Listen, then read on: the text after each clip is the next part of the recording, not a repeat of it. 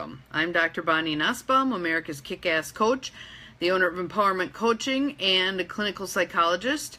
And I'd like to welcome you to this week's edition of Dr. Bonnie Delivers, where I share from roughly 30 years of experience as a psychologist and a coach. And today is one of those days where the topic of our conversation actually fits right in with what's going on in my life, and you may find it fits in with what's going on in your life. Today's topic is, let me find my title here, How to Mine Your Mistakes for All They're Worth. And one of the most powerful things I ever learned about being a human being is that mistakes are part of the package. There is no such thing as a mistake-free human being. So we may as well embrace making mistakes. But what I've found is that there are many people, and I'm seeing younger and younger people getting more and more uncomfortable with that idea of making mistakes. So if this topic chimes for you, or there's someone else that you think would be interested in hearing what I have to say about this, feel free to share this video with them either now or once it's completed. But I'd love to have them live, because I'd like this to be interactive too, to have you guys asking some questions or making some comments about the mistake thing. So what I've found is, whether it was my kids being involved in sports, whether it was like someone had a conversation with a young man today about playing chess, and he made the comment that he had never played chess, and I could just feel the vibe there of, I don't know, as though I want to try something I might look stupid at, I might not be good at, etc. But really, truly, most of us aren't good at something the first time or the first many times that we do that. So being willing to make mistakes is a huge asset when you're moving forward in life, when you're trying to figure out what you like, what you don't like, etc. So, one of the things that I heard many years ago about making mistakes that I thought was a really cool thing was the idea that a setback was merely a setup for a comeback.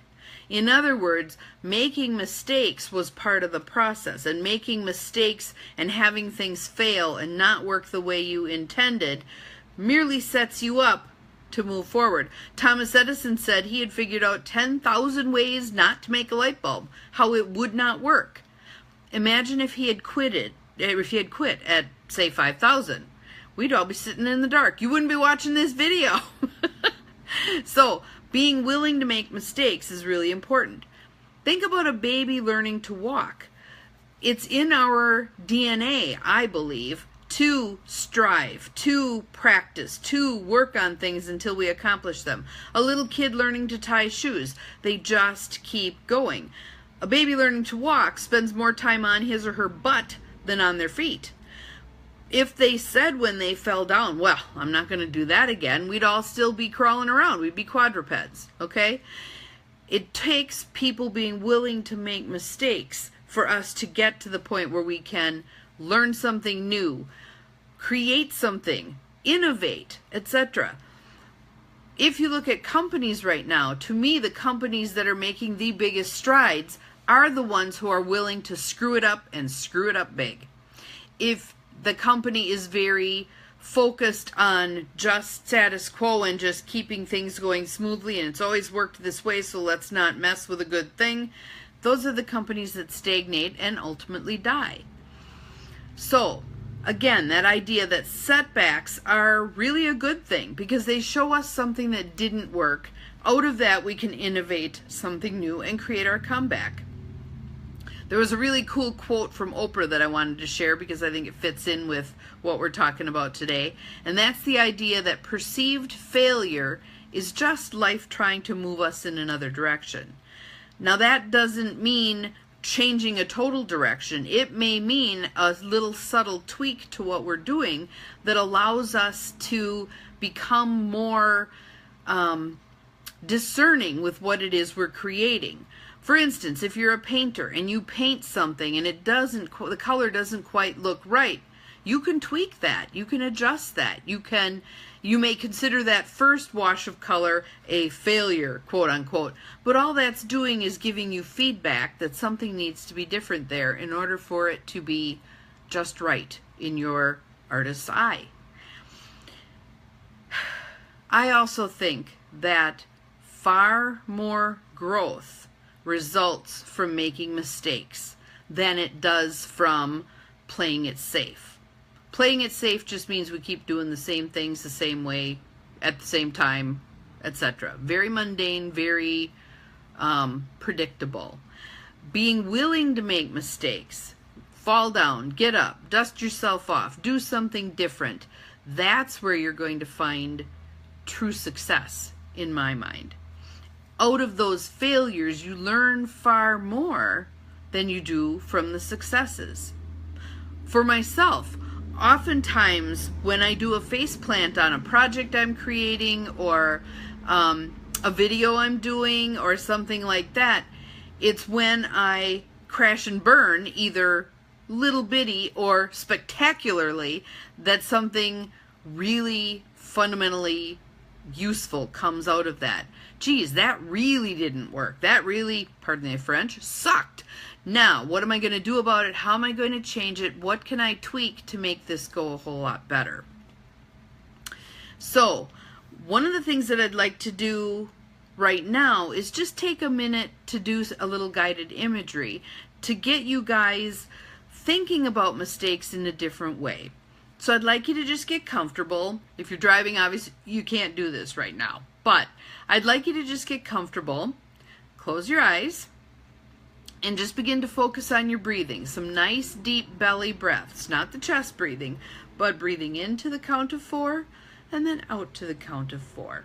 And into the count of 4 and out to the count of 4. And just allowing yourself to move into a place of curiosity and wonder. Just continuing that breathing, nice deep belly breaths. Allowing yourself to relax. Let go of the day, just bringing your energy back from all the little things that have pulled it away. Just taking a little period of time, a little pause here, a break for refreshing yourself. And what I'd like you to do is imagine in your mind's eye a beautiful place. And this place can be inside or outside, can be of this world or beyond. However you need this place to be, just allow yourself to go there. And some people, myself included, aren't necessarily visual people, but you can still create that place, that safe place, that beautiful place in your mind. You may not see it, you may sense it, you may have thoughts about it, you may hear words in your mind like, oh, you're in the clouds, or just allow it to unfold however it is. There is no right or wrong way to do guided imagery, okay? So just being wherever you are, and I'd like you to focus your attention with all of your senses. Just pay attention to which of your senses serve you the best in this realm. Maybe it's your sense of hearing. Maybe you hear birds. Maybe you hear water rushing. Maybe it's your sense of smell. Maybe you smell flowers. Whatever comes to you is absolutely fine. And I'd like you to find a comfortable spot in this place to sit or lie down and just get comfortable, knowing that shortly you're going to be joined. Feeling your heart open, a sense of anticipation, inviting to come and join you your mistakes. All of the mistakes you've ever made in this lifetime, all the little mistakes, all the whoppers, just inviting them to come and join you. And they may come embodied in some way. They may come looking like animals. They may come written out on paper. They may come just as a memory. They may be the people who were involved in those mistakes. Just allowing it to come however it does. And I'd like you to look around this vast array of mistakes. Your mistakes. And I want you to own them. These are your mistakes. And as you do that, I want you to feel the richness that they've brought to your life. These mistakes were important. There are no little mistakes. They're all there for learning. They're all there for guiding you. They're all there for helping you learn. And I'd like you to thank those mistakes for the guidance that they offered you. Really appreciating those mistakes for their service to you. And then I'd like you to ask them, just quiet yourself, get really still, really listen. I'd like you to ask them what else they need for you to know. Because some of those mistakes probably have lessons that have not yet been gleaned. So give them a moment right now to share with you what else they want you to know from those life experiences.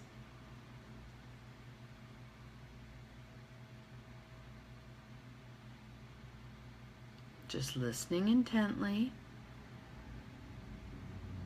gathering that information.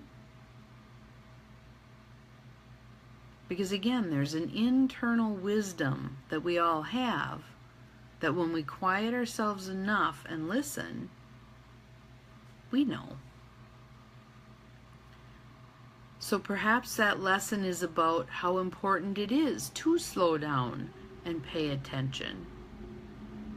Perhaps that lesson is about how important it is to own our mistakes. I remember walking in my house at one point and there were backpacks all over the place and homework spilled out on the ground, and I had had a not great day. And I kind of shrieked, "Whose stuff is laying in my way?" And my son went, "That would be me." All of my frustration and anger drained away because he owned his mistake. He owned that he had just dropped all that stuff right in the doorway.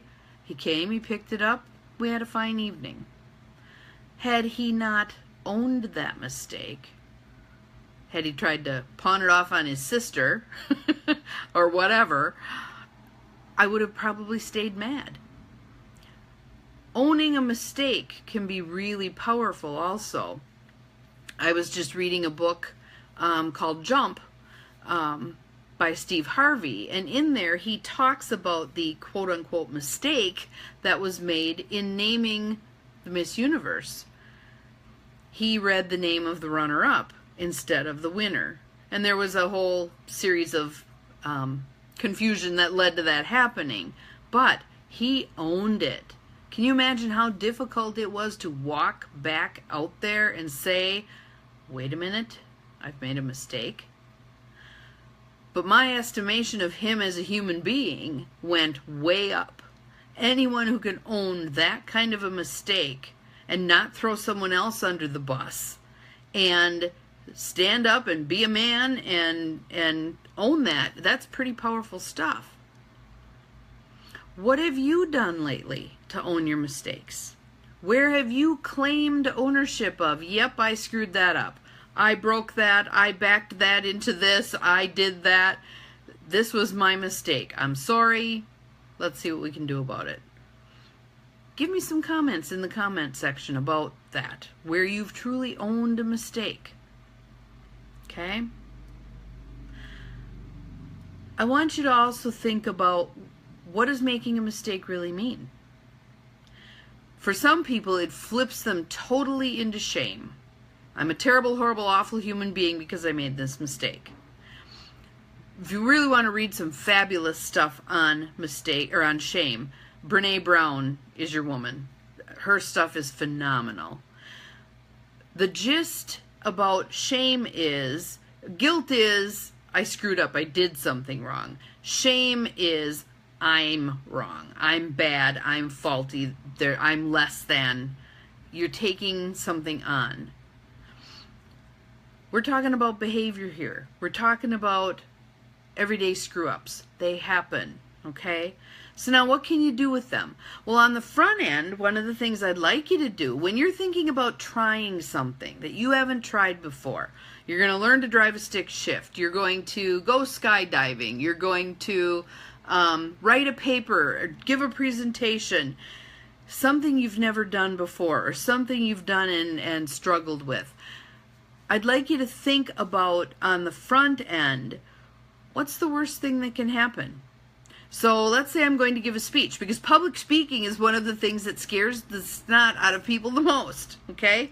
I used to be the person in high school who held onto the podium and just shook because it scared the crap out of me to give a speech. Now I'm really comfortable with that, because there was a day where I gave a talk to 200 very hungry, very hot and crabby psychologists, and my slides were upside down slides. That kind of dates how long ago this was, but nonetheless, it was god-awful. It was not fun. They didn't enjoy it. I didn't enjoy it. But what it taught me was I could survive that. And if I can survive that, I can survive a whole lot of stuff. So what's the worst thing that can happen? Because a lot of times we'll pose what-if questions for ourselves. Well, what if this happens? What if nobody shows up? What if everybody shows up and I humiliate myself? What if I fall down? What if?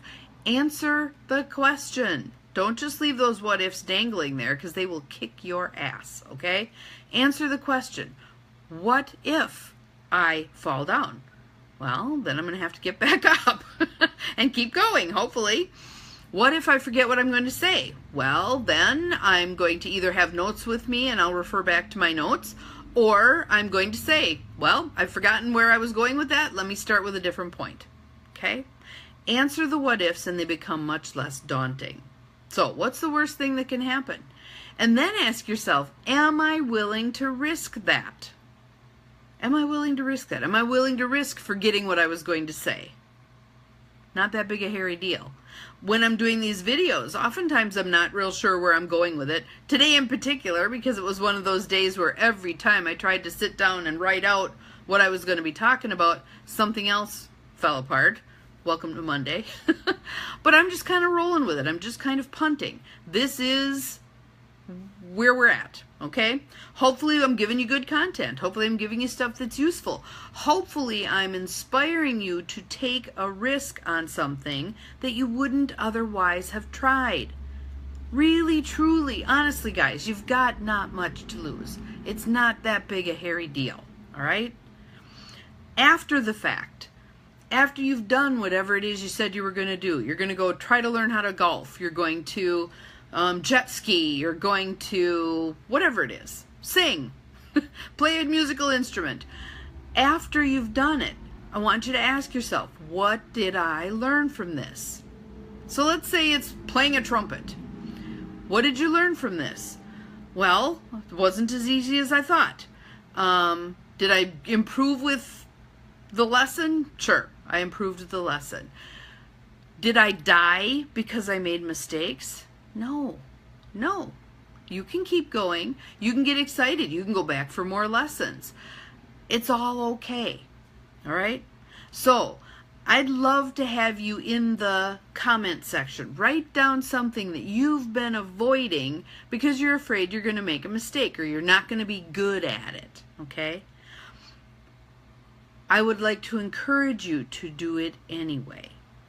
And I want you to do it from the perspective of, this is something I think I would enjoy. I don't care how good you are at it. You might stink at it. But if you enjoy it, it's absolutely worth doing. Okay? So, that's it for today's Dr. Bonnie Delivers. I hope that it touched a place in your heart that helps you see it's not about being perfect. It's about being willing to show up, try things, fall on your face, pick yourself back up, and keep on going. Because remember, we're all capable of far more than we think we are.